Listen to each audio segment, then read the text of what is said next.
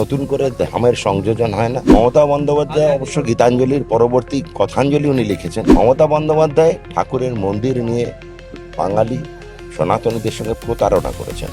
মাননীয় প্রাক্তন মুখ্যমন্ত্রী মমতা বন্দ্যোপাধ্যায় সুস্থ থাকুন। নিজের নেতা মন্ত্রীদের ধরে রাখতে পারছেন না। 4 জন আছে। মমতা বন্দ্যোপাধ্যায়ের ওই 4টে ধাম পড়ে রয়েছে, 4টে পিলার। 30 বছর একটা দুর্নীতি নামক মাফিয়া কারখানা চালিয়েছিল। বদলের পর রথযাত্রা প্রথম, এবং হচ্ছে আপনারা যারা বিজেপির নেতা রয়েছেন, বিধায়ক রয়েছেন, তারা সম্পৃক্ত হতে পেরে মানে কিরকম লাগছে? এটা তো আমাদেরই বিচারধারার সঙ্গে আমরা চিরকালই ছিলাম। শাসক দল হিসেবে থাকবার সময়ও ছিলাম, বিরোধী দলের সময়ও ছিলাম। ভগবান শ্রী জগন্নাথ দেব সর্বদা আমাদের আশীর্বাদ, আমরা আশীর্বাদ পেয়েওছি। এবারও আমরা দৈতাপতি এসেছিলেন নির্বাচনের কদিন আগেই, আমরা সেখানেও ওনার সঙ্গে কথা বলেছি। আজকে রথের দড়ি টানলাম। প্রত্যেক বছরের মতো আমাদের কাছে এটা আরেকটা দিন। এতে নতুনত্বের কিছু নেই আমাদের কাছে। দাদা, দীঘার যে যিনি দৈতাপতি তিনি বলছেন যে হচ্ছে জগন্নাথ ধাম যে দীঘার মন্দিরে দেওয়া হয়েছিল, সেই ধাম শুভেন্দু অধিকারী মুখ্যমন্ত্রী হওয়ার পর তুলে দিয়েছেন। সেই যে তখন নাও করা হয়েছিল ধাম কথাটা ইউজ না করতে, সেই অহংকারের ভারতবর্ষে পতনই হয়েছে। সনাতনীদের মাত্র 4টি ধাম আছে।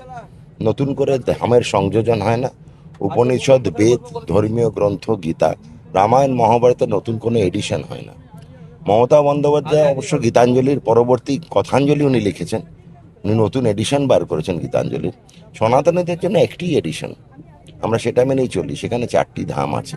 মমতা বন্দ্যোপাধ্যায় ঠাকুরের মন্দির নিয়ে বাঙালি সনাতনীদের সঙ্গে প্রতারণা করেছেন। ধর্মীয় চিন্তাধারায় আমাদের কাছে মমতা বন্দ্যোপাধ্যায় যা কিছু বলেছেন সেটা আমরা মনে করি সনাতনী বিচারধারার বিপরীত পন্থী। দৈতাপতি বলছেন যে এই অহংকারেরই পতন আজকে হয়েছে। আমরা ঈশ্বরের কাছে সবসময় প্রার্থনা করি মাননীয় প্রাক্তন মুখ্যমন্ত্রী মমতা বন্দ্যোপাধ্যায় সুস্থ থাকুন, যেন পরবর্তীকালে উনি অ্যাটলিস্ট 21শে জুলাইটা ভালোভাবে করতে পারেন। দাদা, আপনি আমাদের ক্যামেরায় বারবার করে বলেছেন যে অভিষেক বন্দ্যোপাধ্যায় তিনি গ্রেফতার হবেন। তো সময়ের অপেক্ষা। গতকাল যেটা দেখা গেল যে একটি ফেসবুক লাইভে এসে প্রাক্তন মুখ্যমন্ত্রী মমতা বন্দ্যোপাধ্যায় বললেন উনি নাকি বাঘের মতো লড়াই করছেন, কোনো সেটিং তো করছেন না, আদার্স নেতারা যেরকম ভাবে সেটিং করছেন। তো ওনারই তো নেতা ছিল এরা। নিজের নেতা মন্ত্রীদের ধরে রাখতে পারছেন না।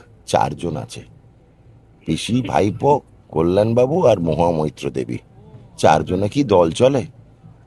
আমাদের 4 ধাম ভারতীয় সনাতনের বিচারধারায়। মমতা বন্দ্যোপাধ্যায়ের ওই 4টে ধাম পড়ে রয়েছে, 4টে পিলার। নিজে ভাইপো, কল্যাণবাবু আর মহামৈত্র।